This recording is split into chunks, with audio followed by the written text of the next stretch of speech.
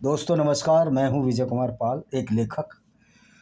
तो दोस्तों आज हम अपने हिंदी वर्जन में, जो कि मेरे दोनों चैनलों पर आप देख सकते हैं, चैनल का नाम है मेरा विजय कुमार ए राइटर और विजय कुमार पाल।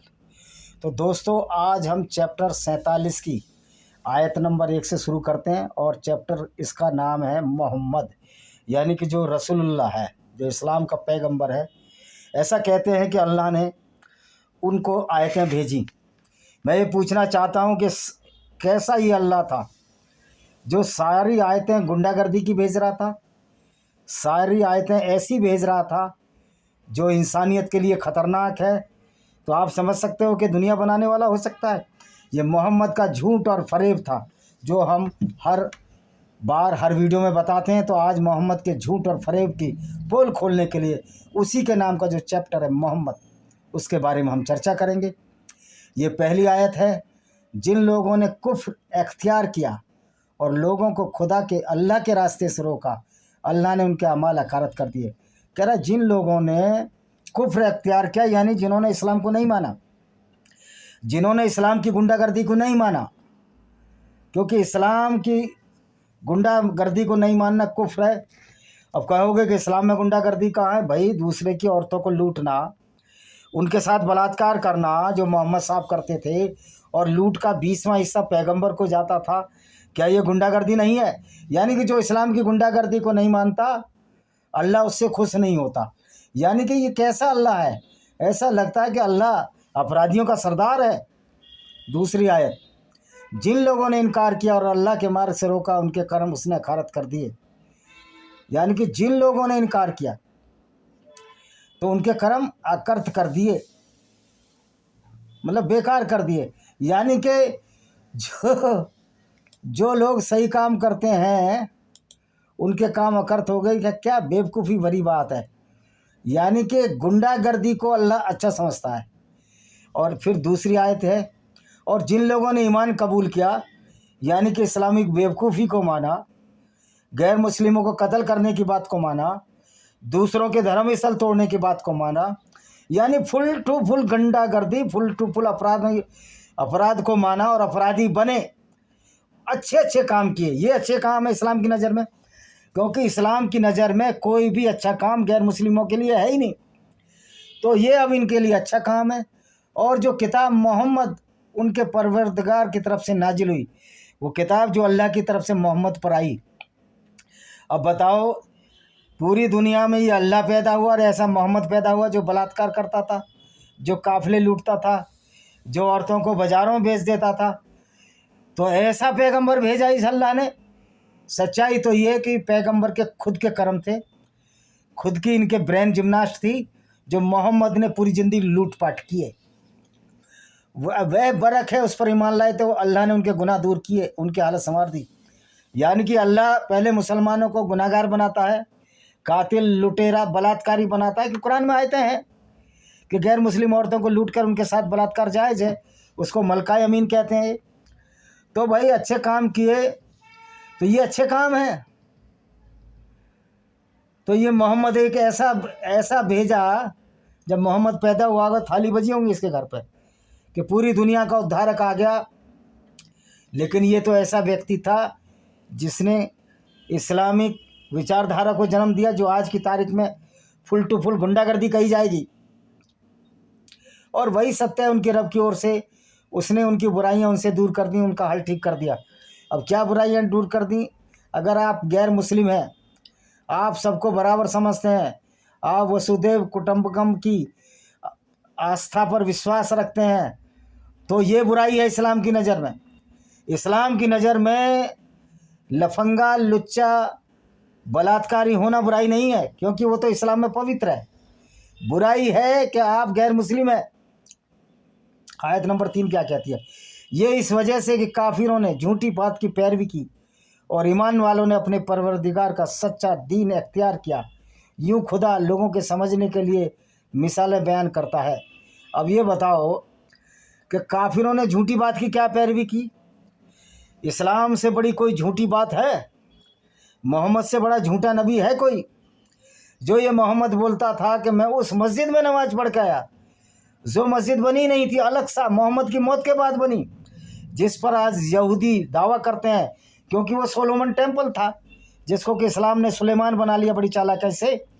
जिस तरह मोहम्मद ने उनके पैगंबर चोरी किए, इब्राहिम को इब्राहिम बनाया, मोसेस को मूसा बनाया, तो मोहम्मद तो किताबों से चोरी की और लोगों के काफिले लूटे, यानी कि डकैती का कार्य किया। तो अल्लाह ऐसे लोगों को रास्ता सही दिखाता है जो कि डकैत हैं, चोर हैं, उचक्के हैं, लेकिन सही लोग अल्लाह की नज़र में गलत है। ये है इस्लाम की सच्चाई। चौथी आयत, तो तुम काफिरों से भिड़ो तो उनकी गर्दनें मारो, यहाँ तक कि जब तक उन्हें जख्मों से चूर कर डालो तो उनकी मुस्कें कस लो, फिर उसके बाद या तो एहसान रख कर छोड़ दो या मुआवजा लेकर, यानी डकैती करके। यहाँ तक कि दुश्मन लड़ाई के लिए हथियार रख दे तो याद रखो, अगर खुदा चाहता है और इस तरह उनसे बदला लेता मगर उसने चाहा तुम्हारी आजमाइश एक दूसरे से लड़वा कर करे, तो लोग अल्लाह की राह में शहीद किए गए उनकी कामियों को खुदा हरगिज़ हकारत ना होगा। अब ये कह रहे हैं कि जो काफिर हैं, जो कि नॉन मुस्लिम है, काफिर का मतलब नॉन मुस्लिम, मतलब इस्लाम में नॉन मुस्लिम होना ही एक बहुत बड़ा अपराध है। ये है इस्लाम की मूर्खता। कह रहा उनकी गर्दनें मारो और उनके जख्मों से चूट कर डालो, इतने जख्म डालो फिर उनकी मुस्क पीछे से पकड़ लो। अगर या तो एहसान रख कर छोड़ दो, कब छोड़ दो?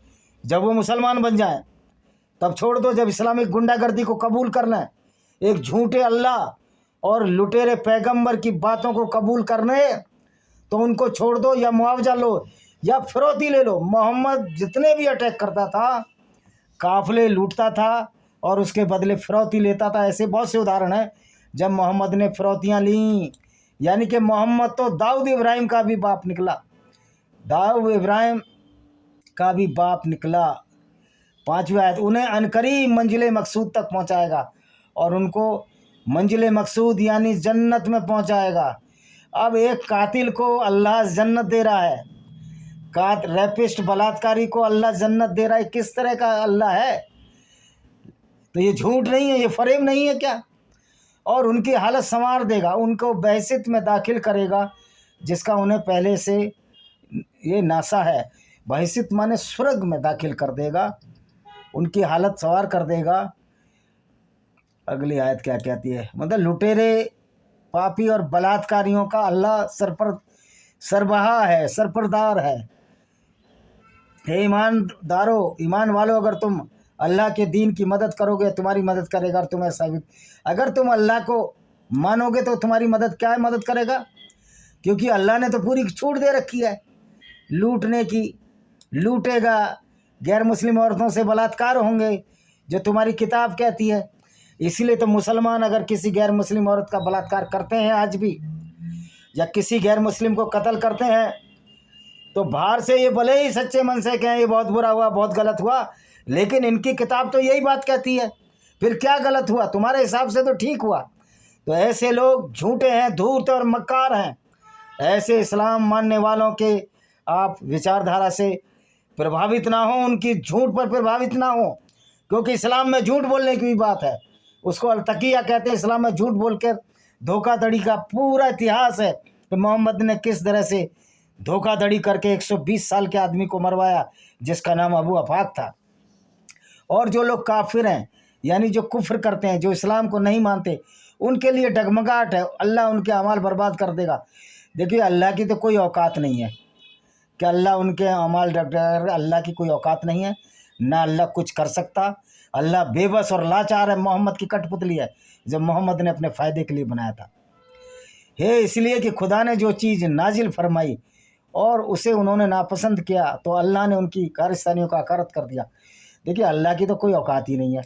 अगर मुसलमान गुंडागर्दी ना करे तो अल्लाह तो एक पत्ता नहीं हिला सकता, क्योंकि मोहम्मद ने एक लुटेरे बलात्कारियों की फ़ौज तैयार की जिनको कि मुसलमान कहा गया। और जितने भी मदीना में थे ये लूटपाट करते थे, औरतें लूटते थे, औरतें गिफ्ट में लेते थे, उनको बाज़ारों बेचते, इनका धंधा था। औरतें बेचना पैगंबर का धंधा था। अब दिखाइए किस तरह का पैगंबर था। लोग कहते हैं नहीं नहीं मुसलमान अच्छे होते हैं, मैं मानता हूँ मुसलमान अच्छे होते हैं, लेकिन इस्लाम की नज़र में वो मुसलमान ही नहीं है, क्योंकि वो काफिरों से दोस्ती कर रहे हैं, वो गैर मुस्लिमों से दोस्ती कर रहे हैं, उनकी नज़र मुसलमान नहीं है, वो भी नरक में जाएंगे। ऐसे मुसलमान जो हिंदुओं से दोस्ती करते हैं, ईसाइयों से दोस्ती करते हैं कुरान के हिसाब से, वो बेचारा ना समझ मुसलमान, पता ही नहीं है उसको कि उसकी कुरान तो हिंदुओं से दोस्ती को मना कर रही है, क्योंकि उसने कुरान को कभी अरबी अंदाज में पढ़ा ही नहीं, अरबी लिटरेचर में पढ़ा ही नहीं, खाली अरबी पढ़ ली, उसका तर्जुमा यानी ट्रांसलेशन से नहीं पढ़ा। यही मुसलमानों की सबसे बड़ी कमजोरी है। वरना क्या मजाल, ये मुसलमान अगर कुरान को अरबी में पढ़ लें और जान लें कि मोहम्मद औरतों को लूट कर बाज़ारों में बेच देते थे, 20वां हिस्सा लूट का खुद रखते थे, तो इस्लाम छोड़ देंगे। डेफिनेट सी बात है, अगर थोड़ी भी गैरत होगी, शर्म होगी, और बेगैरत और बेशर्मों का तो कोई सीमा नहीं है, वो कहीं तक भी बेगैरत बेशर्म हो जाए। ऐसे लोग ज़िंदगी में आपके बहुत दिन सड़कों पर घूमते हैं जो बेशर्म हैं। तो क्या ये लोग रुए ज़मीन पर चले फिरे नहीं? जो देखते थे लोग, उनके पहले उनका अंजाम खराब हुआ। यानी कि मोहम्मद जब जब कत्ल कर देता था तो ये आयत लाता था, लोगों को डराता था अपने साथियों को, क्या तुमने देखा नहीं कि जो हमसे लड़े, क्योंकि मोहम्मद ने बहुत सारी लड़ाइयाँ जीती, बहुत सारी लूट करी, फसलों की लूट की, बहुत सारी औरतें लूटी। एक औरत सफिया के साथ तो मोहम्मद ने 3 दिन तक खैबर के दर्रे में बलात्कार किया, उसके पिता पति दोनों को मारा। ये था मोहम्मद का करैक्टर। आज पूरी दुनिया मोहम्मद के करैक्टर को जानती है, इसलिए इस्लाम के खिलाफ लोग खड़े हो गए हैं। ये बहुत अच्छी बात है। अगर इस्लाम के खिलाफ खड़े नहीं होगे तो आपको इस्लाम लील जाएगा, सभ्यता ख़त्म हो जाएंगी, सोसाइटी ख़त्म हो जाएंगी, हमारी माँ बहन की इज्जत बाकी नहीं रहेंगी। क्योंकि अभी हाल में अबू बकर अल बगदादी ने यजीदी औरतों को बाज़ारों में ख़रीद फरोख्त और बलात्कार इसलिए किया कि उनके मोहम्मद, उनके पैगंबर भी यही करते थे। और अबू बकर अल बगदादी सच्चा मुसलमान था जो मोहम्मद की रास्ते पर चला। तो जितने गुंडे, लुच्चे, बदमाश, तालिबान, लोगों को कत्ल करने वाले, लुटेरे, बलात्कारी, गैर मुस्लिमों को मारने वाले, उनकी औरतों से बलात्कार करके उनको छीनने वाले, युद्ध में लूटने वाले, ये सारे के सारे सच्चे मुसलमान हैं। और सच्चा मुसलमान जो अपने आप को दावा करता है मैं सच्चा मुसलमान हूँ, 5 वक्त की नमाज पढ़ता हूँ, तो वो उसी सुन्नत, पैगंबर मोहम्मद की सुन्नत को मानता जो इनका पैगंबर था। मैं तो ऐसे व्यक्ति को पैगंबर मान ही नहीं सकता, मानता है। और उन्हीं पर चलकर आज देख रहे हैं कि गैर मुस्लिमों के कत्लेआम धड़ाधड़ हो रहे हैं। यहूदी औरतों को लूट कर ले गए इजराइल में। ये इस्लाम की सुन्नत है, क्योंकि इनके मोहम्मद साहब ने यही किया था। जब इनका पैगंबर ही ऐसा होगा तो ये लोग कैसे अच्छे हो सकते हैं? ये सोचने वाली बात है। सांप के सपोले ही पैदा होते हैं, अच्छे लोग पैदा नहीं होते। तो ये इस्लाम में पैदा होने वाला हर व्यक्ति आतंकवादी है। सच्चा मुसलमान वही है जो आतंकवादी है। 12वीं आयत पढ़ लेते हैं। खुदा अल्लाह उन लोगों को जो ईमान लाए और अच्छे अच्छे काम करते रहे। अब ईमान लाने के बाद कोई अच्छा काम कर सकता है क्या? अगर मुसलमान बन जाए तो उसके लिए अनिवार्य है कि वो गैर मुस्लिमों को कत्ल करे, उनकी औरतों को लूट कर उनको मलिका-ए-मन, सेक्स स्लेव, दासी बनाए। ये इस्लाम जायज़ ठहराता है, उनको बाज़ारों में बेचना भी जायज़ ठहराता है। और तो और गैर मुस्लिम बच्चों को किडनैप करना, गैर मुस्लिम नवयुवकों को कत्ल करना, ये इस्लाम का प्रमुख कार्य है, यानी कि फुल गुंडागर्दी है। अब इसको इस्लाम वाले अच्छा काम मानते हैं तो समझ सकते हो कि मुसलमान कितनी हद तक अच्छा हो सकता है। अगर वही दावा करता है कि मैं कुरान और अल्लाह में विश्वास रखता हूँ, तो वो अच्छा हो ही नहीं सकता। क्योंकि अल्लाह, जो नकली अल्लाह जो मोहम्मद ने बनाया, उसको गुड़िया की तरह, पपिट टूल की तरह यूज किया मोहम्मद ने, और उसके नाम से सारी गुंडागर्दी करी। और उसको उस किताब में अपने मन से, अपने फ़ायदे के लिए आए थे। जब इनको जो फ़ायदा होता था वैसी आयतें उतरती थी। मैंने वीडियो डाला है, ये मोहम्मद के मन मर्जी की आयतें थी, और इसने पूरे समाज को नष्ट भ्रष्ट विकृत कर दिया। ये ऐसा पैगंबर था, हिटलर से भी खराब व्यक्ति, और इसको पूजने वाले कितने लोग हैं। ये बड़ी नासमझी की बात है और बड़ा आश्चर्य का विषय है और बड़ा दुख का विषय है कि एक ऐसे व्यक्ति को जो हिटलर से भी ज़्यादा घिनौना था, जिसके काम पूरे अपराध की शैली के थे, उसको भी ये लोग पैगंबर मानते हैं। लेकिन ये अच्छी बात है कि आज इस्लाम का सिराजा फूट चुका है, आज इस्लाम की जड़ें खोखली हो चुकी हैं, इसलिए इस्लाम छोड़ने वालों की भी संख्या कम होती छोड़ने वालों की संख्या बढ़ती जा रही है, जिनको एक्स मुस्लिम कहा जाता है। तो उनके लिए क्या है, जो मुसलमान है, अब अच्छे काम तो मैंने गिना दिए, लूटपाट बलात्कार, ये इस्लाम के से उनके नीचे नहरें होंगी, स्वर्ग होगा। और काफिर हैं जो दुनिया में चैन करते हैं, ये मोहम्मद बेवकूफ़ बनाता था। काफिर तो आज भी दुनिया में चैन कर रहे हैं। काफिरों के पास पैसा है, दौलत है, दिमाग है। मुसलमानों के पास क्या है, सिवाय लूटपाट, कत्लो गारत, झूठे अल्लाह के नाम पर गैर मुस्लिम औरतों को लूटना। और पूरी दुनिया की जेल इन मुसलमानों से भरी है, क्योंकि इस्लाम की जो टीचिंग है इनको आतंकवादी बनाती है। तो मेरा यही कहना था। ये आज हमने 12 आयत पढ़ी सूरह मोहम्मद की, और हम कहते हैं उनका ठिकाना जहन्नुम है। यानी जो अच्छा काम करे, भले मुसलमान ना हो और अच्छे काम करे, उसका ठिकाना जहन्नुम है। और जो मुसलमान का बलात्कार करे, कत्ल करे लोगों को, सिर्फ इस बात पर मार दिया जाए कि ये गैर मुस्लिम है, कि कुरान की आयत कहती है, चैप्टर 5 की 33 यही कहती है, चैप्टर 9 की 5 यही कहती है, सूरह अल बकरा चैप्टर 2 पूरा ये कहता है गैर मुस्लिम को कत्ल करो। तो ये जो इस्लामी गुंडागर्दी है, इसका हमें मुकाबला करना है झूठे अल्लाह के नाम पर।